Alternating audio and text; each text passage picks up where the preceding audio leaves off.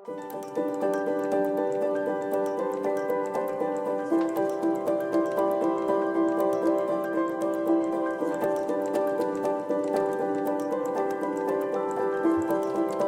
think when talking about the EU digital strategic autonomy, especially with regards to data, we should really focus on the critical infrastructure through which such data travels, and that is the cloud.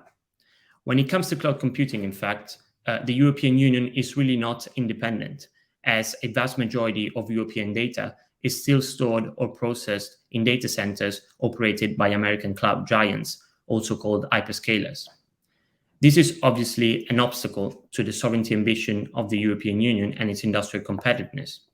At the same time, however, I think it would be naive for EU policymakers to think that the EU can do it without US hyperscalers or grow European alternatives that can match their scale in just a matter of 5 to 10 years. To face the challenge of data sovereignty, I think that the EU should combine skillful regulation with political pragmatism. Now, regulation, as we know, is what the EU does best, and initiatives such as the DMA, the DGA, or the recent Data Act are all examples of initiatives that the EU has taken to level the playing field in cloud computing. Regulation alone, however, is likely not going to be sufficient, as actually a too stringent regulatory framework can potentially be negative for the nascent EU data economy. Political pragmatism is also needed.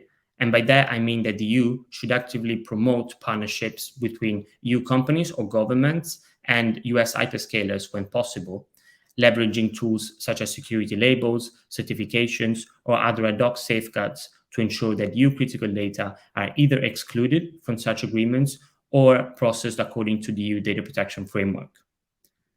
This is because ultimately EU data sovereignty will be a balancing act between economic and security needs.